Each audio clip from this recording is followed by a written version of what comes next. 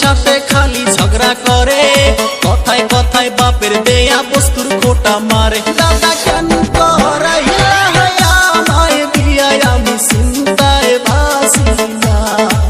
ও দাদা বিয়া না কইরা ভালোই ছিলাম, আমার টেনশন ছিল না।